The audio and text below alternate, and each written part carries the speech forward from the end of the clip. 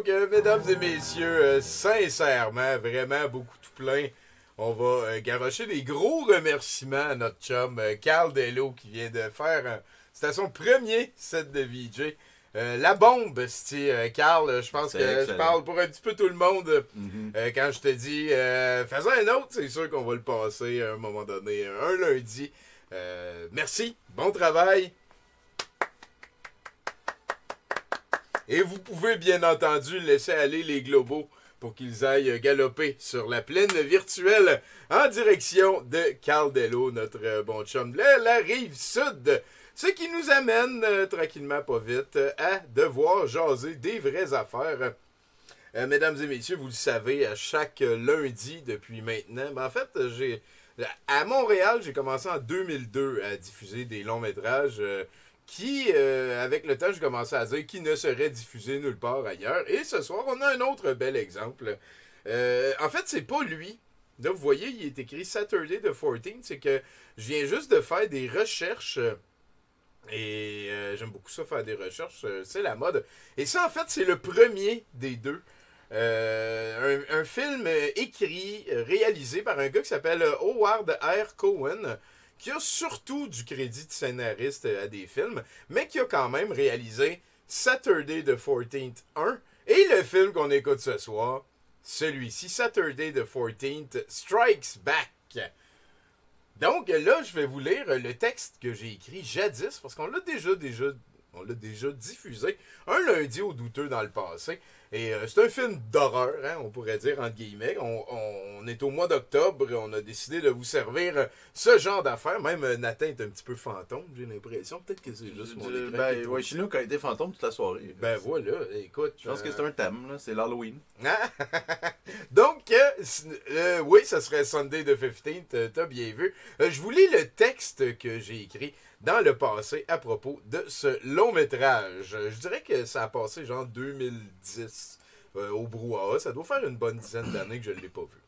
Donc, samedi, et que j'ai pas lu le texte que je m'en vais vous lire. Fait que, il arrivera ce qui arrivera. Samedi le 14. Quel titre? Quel concept? Sur le coup, ça veut rien dire. Ensuite, on comprend que c'est le lendemain d'une date spéciale. Ensuite, ça veut rien dire.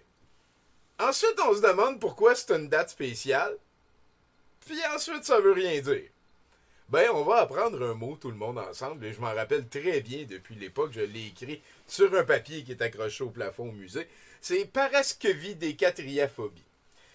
La paraskevidécatriaphobie, c'est le mot qui renvoie à la peur des vendredis 13. Mais pourquoi le vendredi 13?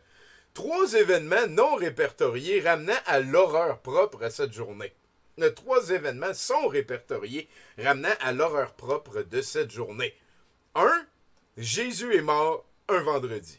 Wow. C'est l'horreur. 2. Le roi Philippe le Bel a fait torturer tous les Templiers lors du vendredi 13 1307. Et 3. Le volume 571 Fuerza Aérea Uruguaya s'écrase en Uruguay et les survivants sont retrouvés 2 mois plus tard après avoir dû manger les corps des décédés. Ils ont fait un film là-dessus avec plein de jokes de pizza, là, fais-moi livrer une pizza pour ces affaires-là. Donc, après enquête, on est pas mal convaincu que le concept d'horreur tournant autour de cette date très arbitraire est bel et bien empreint d'une quantité considérable de « ça veut rien dire ». Et il y a aussi les aventures du gars avec des HP infinis qui n'a jamais besoin de courir pour rattraper ses victimes et qui survit dans l'espace qui porte ce nom. Vendredi 13, bien entendu, Friday the 13th. On répète donc ensemble paraskevidécatriaphobie. Paraskevidécatriaphobie. Paraskevidécatriaphobie. C'est ça. On revient au film lui-même en particulier. Qu'est-ce que c'est le film qu'on va regarder, Saturday the 14th? Ah ben, tabarnak. À qui ça s'adresse? Pourquoi le personnage de la sœur se plaint tout le temps? Comment faire pour en arriver à être aussi con que les membres de la famille d'Eddie, notre héros? Je l'ai vu 2 fois dans les derniers mois et je n'ai aucun début d'hypothèse. En gros, l'histoire c'est que Eddie emménage dans une maison pluguée sur les enfers. Il y rencontre une vampire, un loup-garou et une bonne autre vingtaine de déguisés cheap qui veulent faire de lui la réincarnation de Satan, maître du monde.